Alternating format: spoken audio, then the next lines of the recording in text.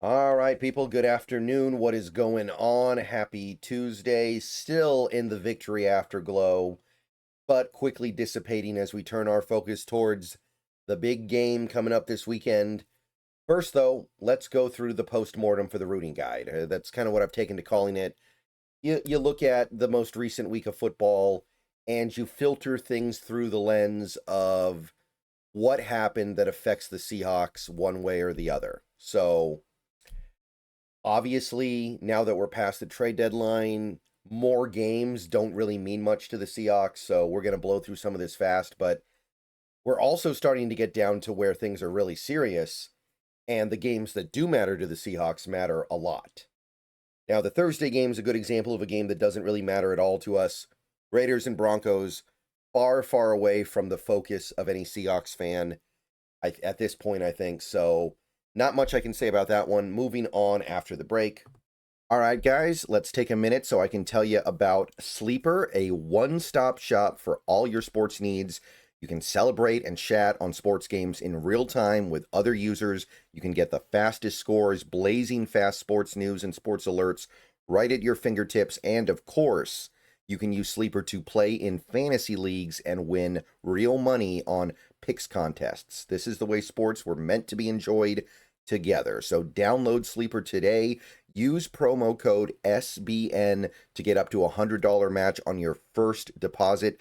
And you can pair that with another promo they have right now where you can get a $20 entry free with no deposit required. So get both of those things going. Terms and conditions apply. See Sleeper's terms of use for details. Currently operational in over 25 states and growing. So check out Sleeper today. Get to it and go have some fun with sports this year. Okay, so moving to Sunday here, it's starting to get very dicey with that Atlanta Falcons first round pick that's going to the Rams, right? I mean, now look, they were expected to lose to the Colts. I understand that the Colts are a very good team this year, whatever, but things are officially getting hairy here, and I think it's fair to say that the Rams are going to come out of that trade looking really, really good. And it was obvious at the time they were going to come out looking good, but this may end up being like an absolute master stroke. This may end up being the thing that keeps McVay engaged and allows him to kind of refresh with a franchise quarterback. Now, I know this upcoming draft class doesn't look as good as some people thought, but it's still going to be, as of right now, it's a top 10 pick. And Atlanta's, they keep losing. So, yes, it's kind of nice that Atlanta's basically, I don't want to say eliminated from the postseason, but they're they're not, they're clearly not a postseason team. They still have to play Tampa Bay one more time. I believe they still have other games against good teams. I can't remember all the good teams they play the rest of the way, but I mean, they play the Seahawks. We know that. So there's certainly some concern there from them. And if they lose those two games, that's 8 losses. That probably takes you out of it. So that's kind of nice, but I don't think it's worth it. And I'm not too happy about it. The guy they traded that pick for is barely even playing. I haven't heard James Pierce's name all year. So, not cool. Giants Bears, this was in terms of playoff stuff, this was like the one result where we didn't get what we wanted. Giants had it in the bag. Game looked like it was over. Bad weather, Bears can't throw, Bears can't catch. Giants 10-point lead, and then Russell Wilson goes in for Jackson Dart, and the Giants offense kind of wilts, and the Bears come alive, and we got to take that team seriously now. There's 6 wins now. Their schedule gets really tough for the rest of the season. They could very feasibly only win one more game the rest of the way. So they're going to have to really prove their worth to even make the postseason. But I mean, they're starting to get some skins up on the wall here. That was a pretty impressive comeback. Real quick, guys, I want to tell you about something with my dad. Be right back. Hey everybody, Seahawks Brendan Nelson here to show you some really cool steel art for the 50th anniversary of the Seahawks and a Mariners medallion too, like the ones pictured above my head. My dad, aka Metal Hawk, has met over 300 Seahawks, dozens of Mariners, and some Sonics in his time, and now he's making unique steel art, special edition, and it can be yours for a donation directly to Fans for Good. Click the Facebook link down below for complete instructions. Back to the video. All right. Bills, Dolphins, that one, not really much to say. I don't think this one mattered at all. Ravens, Vikings, though, this was the first of a few games that actually went Seattle's way. We really needed the Vikings to get knocked off. We didn't need them feeling themselves coming back to life after it looked like their early season struggles were going to push them out. They won that big upset over, well, not a big upset, but a sizable upset over Detroit last week. Needed the Ravens to take care of them, and they did. Vikings have 5 losses now.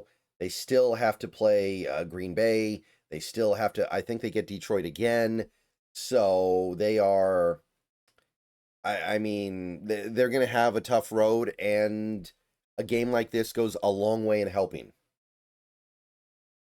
So that was an important result. Browns, Jets, though, I got nothing for that one. I don't think that one matters on any level that I can think of. Patriots, Buccaneers, this was another good one. And it was something, I think this is the kind of game that we might come back to at the end of the season and go, that game went our way and it allowed us to do X, something good. Be it getting the 2 seed or getting the 1 seed or whatever it may be. That's a game that I think we're going to come back to, because that game could have gone either way. It was dicey for a little bit there. New England couldn't quite put them away until the very end, but they got it done.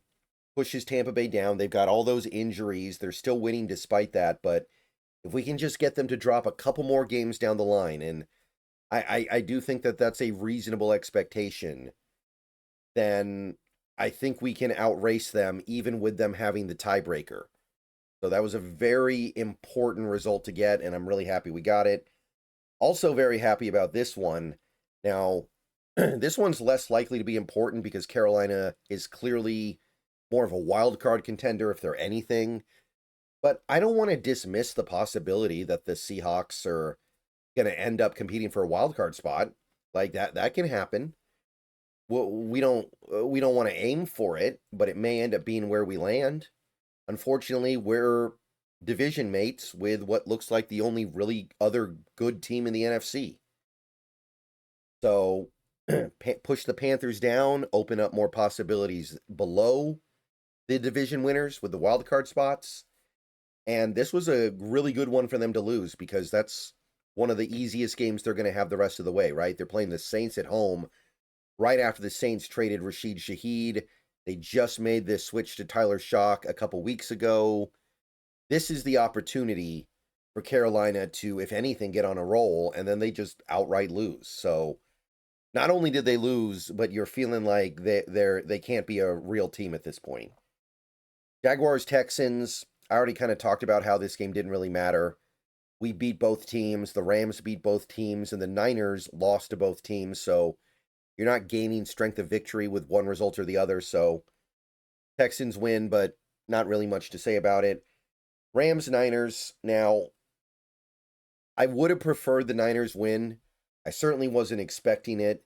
And more importantly, there are definite upsides to the Niners losing. For one, the Niners are actually currently outside the playoffs. So if you care about things like that, and I understand the season doesn't end today, but as of today, the Niners are not a playoff team. They are the 8th seed. So, I mean, that means something. Now, the issue is it's going to be really hard to just take the Niners out completely because of how easy their schedule is. And we've seen that, right? They've survived a ton of injuries to still get to 6-4 here and be a team that is in contention for a postseason berth, because in part they have such an easy schedule. But if there's a scenario where maybe they end up dropping a couple games that they're expected to win, which with all these injuries is certainly on the table, then maybe we come back to this game and we're happy the Niners lost because it flushed them out.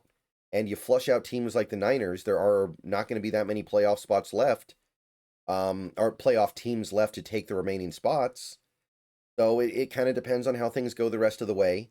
Again, I wanted the Rams to lose just because they're clearly the bigger threat, but removing the Niners as a threat is not a bad thing either, and they're headed that way. I don't think they will be, but it pushes them. Lions Commanders, again, we weren't really expecting it because duh, but Commanders, we wanted them to win, did not happen. Commanders season is done. Detroit looks like a playoff team though, so we may end up in contention with them for a spot. I mean, if they win next week and the Seahawks lose, we're tied with them. So we got to be aware of that. Steelers, Chargers, I don't think we're going to be able to count on the Steelers for much the rest of the way.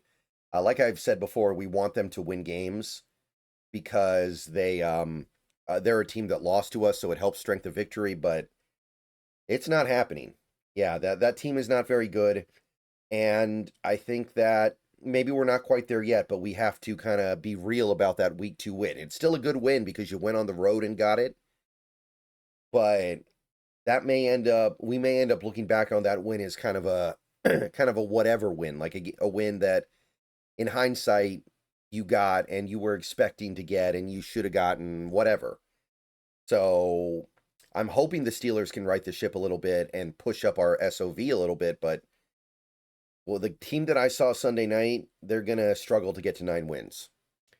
And then we had last night's game, Eagles-Packers. Wanted the Packers to win. It's not all bad for the Eagles to win, though.